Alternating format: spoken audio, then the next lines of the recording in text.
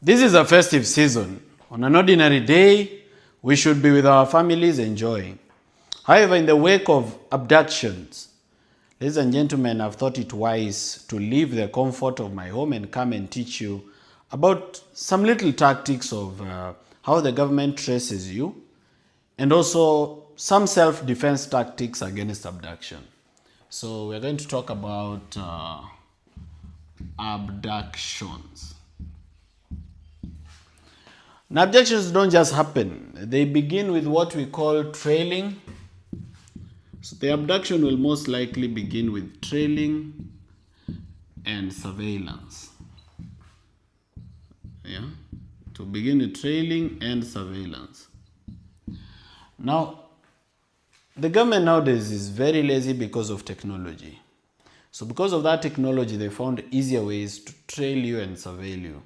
So you need to understand these digital tactics that the government uses, and then what you do with that information is really to your own safety. Number one,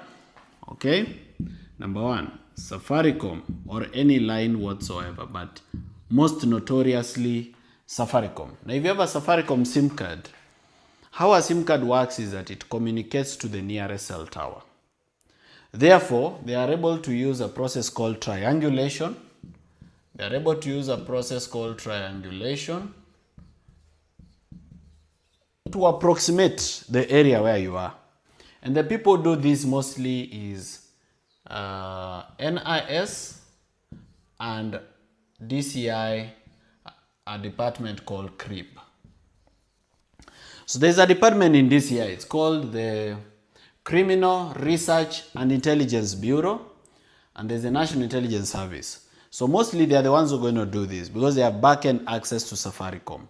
And because they have that back-end access, they are able to trace your location. Na inakujanga kama Google Map pin. So they're able to follow that pin to an approximate of where you are. So you need to know this about the Safaricom line. So if you're up to something or you know that you're being trailed, you may need to remove your line. Now there's another thing I need to tell you about your Safaricom line. There is something about your phone called an IMEI number.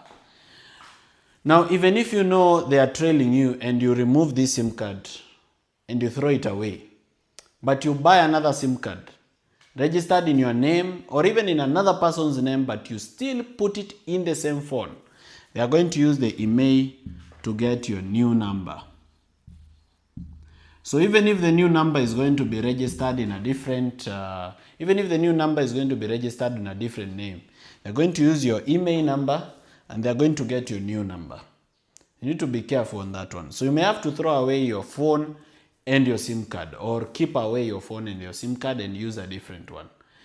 Some of you believe that ukiwa na katululu ama kamulika mwizi you cannot be traced. That's very false. That's not true. You can be traced with any device, including katululu. So be aware of that. Number two, all right, on the issue of tracking and tracing is KPLC. Now, so KPLC is very notorious for giving out your location. And KPLC knows literally where 90% of Kenyans live, especially if you have electricity. How they know is because of your meter number. Now, you will remember that whenever someone applies for a meter number from KPLC, they always provide the plot number. And whenever KPLC comes to give a quotation, they usually take the coordinates of that place. So because of this meter number and because of the national grid of the KPLC, they can use your meter number where you pay tokens to know your house. That is why sometimes you wonder, unapata wamekuja, wameenda hadi 5th floor, wameingia hadi number C1. It's because they know your meter number, where you pay your token. So they're going to know your house. Again, as I told you, what you do with that information is really up to you. Number 3 is your phone. And here I want to specifically speak about something called Pegasus. Now, Pegasus is a hacking software, a surveillance software that was developed in Israel that Kenya bought for billions of shillings Of course, there was corruption. There's corruption even in NIS. And what it does is that it sends a text to your phone. Now, Pegasus, unlike other hacking softwares, they don't have to touch your phone. Sio lazima washike simu yako for them to install Pegasus. They just need to send you a message. Once the message enters your phone, it downloads the software into your phone. Now, one of the ways to know whether you've been attacked by Pegasus is you leave your phone on the table, you're not using it, then you come back and find that your phone is hot. Unaacha simu kwa meza, unakuja unapata iko na joto. The reason is it's transferring information somewhere. And once Pegasus is in your phone, they can do everything. They can turn on your GPS, they can turn on your Wi-Fi, they can connect to the nearest Wi-Fi, they can read your messages, they can read your WhatsApp, they can check your M-Pesa, they have your contact list. There is nothing they cannot do if they've infected your phone with Pegasus. Nothing at all. So now, if they've hacked you using Pegasus, the following things are going to happen. Number one, they will access your information. They'll access your data. Everything you do, including calls. Number two, they'll turn on your mic.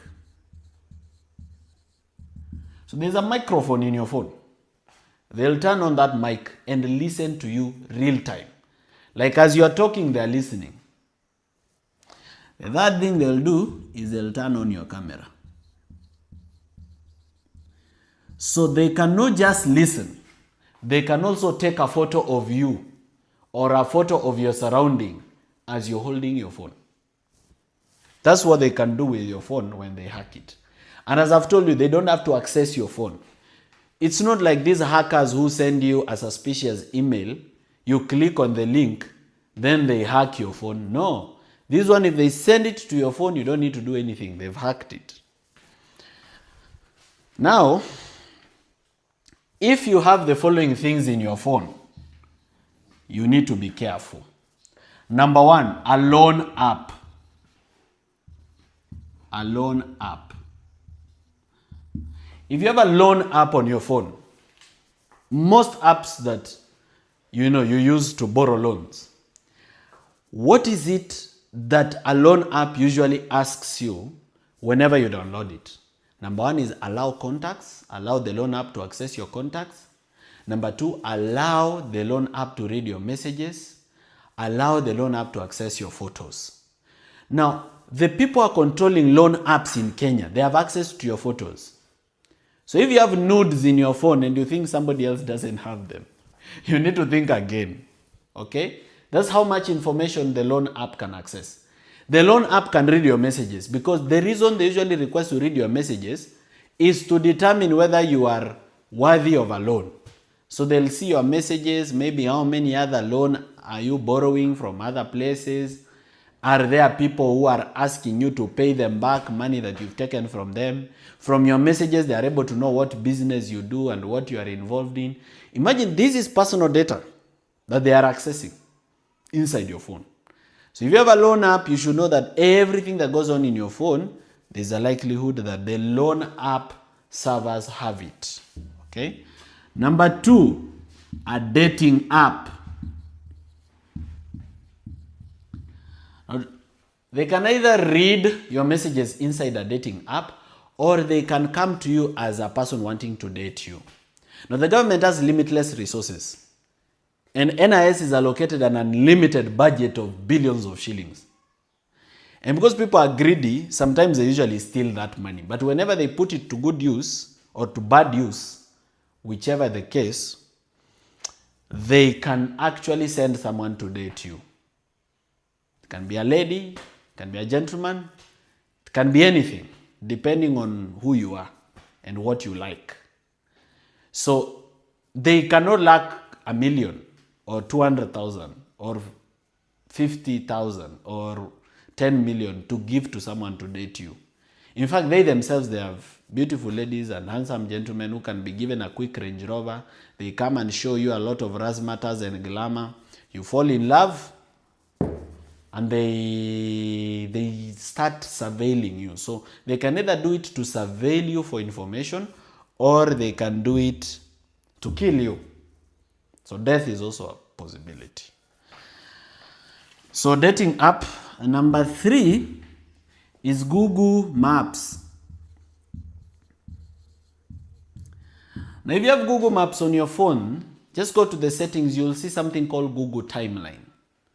And if your Google Timeline is on, itakuchorea everywhere you've gone with a blue kind of thing. So if this is Google Timeline, it's going to show you everywhere you've been to. Itasema ulitoka hapa, ukakuja Umoja, ukaenda town, ukakuja Donholm, ukakuja West, ukateremka Mombasa Road, Mlolongo. It's going to draw everything every day, not just one day.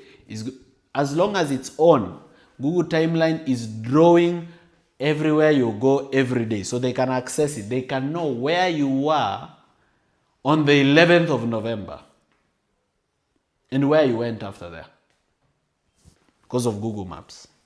All right. Number 4. I'm now telling you about the kind of apps which, if you have in your phone, they're going to be dangerous. Sometimes they use game apps. So sometimes you may download a game app thinking that you've downloaded an app for a game, but this app is accessing other information around your phone. So it's a game app, yes, but it's also accessing your photos. It's busy accessing your messages. It's busy accessing your calls. In short, your phone is a danger. In fact, let me not just talk about which apps and which is not. Your phone is a walking danger as long as you have it. Okay? Now I see that the iPhone and BlackBerry are a bit safer. Android is most unsafe. iPhone, they keep upgrading their security, so it's a bit safer. But you see, we are Kenyans and the economy is struggling, so not everybody is going to afford an iPhone. So at some point, you may have to switch off your phone. When you're going to important meetings, you may have to leave your phone behind. When you are in important meetings, don't have your phone in the room. Keep your phone outside the room. When you are going to secret places, don't go with your phone. Mimi siendangi Vampire Diaries na simu.